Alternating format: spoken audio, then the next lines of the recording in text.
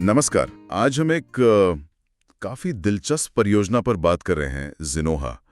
ये महाराष्ट्र के सिंधुदुर्ग इलाके में है और सुना है कि वेलनेस, प्रकृति और कम्युनिटी लिविंग को एक साथ लाने की कोशिश है। हमारे पास इससे जुड़े कुछ दस्तावेज हैं, तो सोचा कि इस पर थोड़ी गहराई से बात की जाए।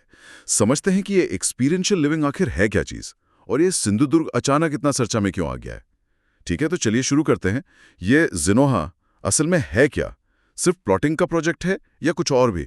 हाँ, देखिए, जो जानकारी मिली है उससे तो यही लगता है कि ये सिर्फ प्लॉट बेचने से कहीं ज्यादा है। ऐसा लगता है कि ये पूरी तरह से एक अलग तरह का समुदाय, एक लाइफस्टाइल बनाने पर फोकस कर रहे हैं। लाइफस्टाइल मतलब किस तरह के? उनका जोर है अनुभवात्मक जीवन पर, मतलब रोजमर्रा की भागदौड़ से हटकर जीवन के अनुभवों को ज्यादा महत्व देना। जैसे दस्तावेजों में वेलनेस जोन का जिक्र है, आयुर्वेदिक उपचार की बात है, मैग्नीशियम पूल, योग।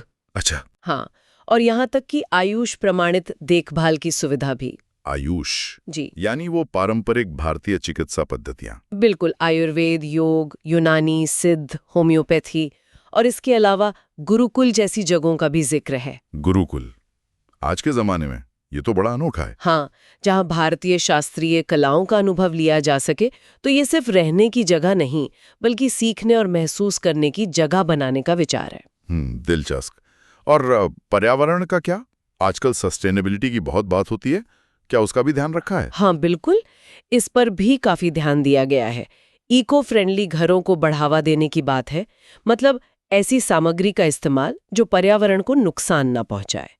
फिर बारिश के पानी को जमा करना, यानी रेन वाटर हार्वेस्टिंग। वो तो जरूरी है आजकल। हाँ, और कंपोस्टिंग जोन, मतलब कचरे से खाद बनाना।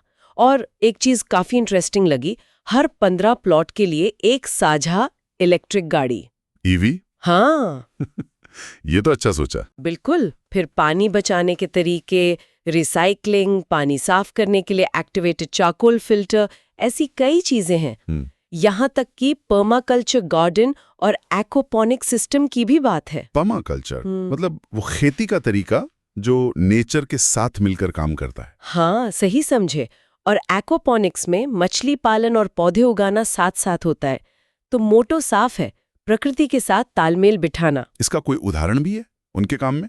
मतलब कोई स्पेसिफिक प्रोजेक्ट? हाँ, एक प्रोजेक्ट का जिक्र है, ZA2। ये करीब 20 एकड़ में फैला है, जिसमें 150 से ज्यादा प्लॉट्स और स्टाफ क्वार्टर होंगे। हाँ। और इसमें ये सारी सस्टेनेबल सुविधाएं शामिल होंगी। लोग अपनी पसंद के टिकाऊ घर बना सकेंगे वहां। सुनने में तो काफी अच्छा लग रहा है, लेकिन सवाल फिर वही, ये सब सिंधुदुर्ग में ही क्यों? इस जगह में ऐसा क्या खास है? इसे गोवा का विकल्प भी कहा जा रहा है। हाँ, ये बहुत अहम सवाल है। देखिए, सिंधुदुर्ग महाराष्ट्र के कोंकण तट पर है, गोवा से बिल्कुल सटा हुआ है, और महाराष्ट्र सरकार ने इसे आधिकारिक तौर पर पर्यटन जिला घोषित किया है। तो पोटेंशियल तो पहले से ही था। लेकिन अब क्या बदला है? विकास। हाल के सालों में यहाँ डेवलपमेंट बहुत तेजी से हुआ है। सबसे बड़ी बात है कनेक्टिविटी। नया गोवा अंतर्राष्ट्रीय हवाई अड्डा, मोपा जिसे कहते हैं, वो यहीं पास में बना है, करीब 2600 करोड़ रुपए के निवेश से। अच्छा, तो आना जाना आसान हो गया। हाँ, बहुत ज्यादा।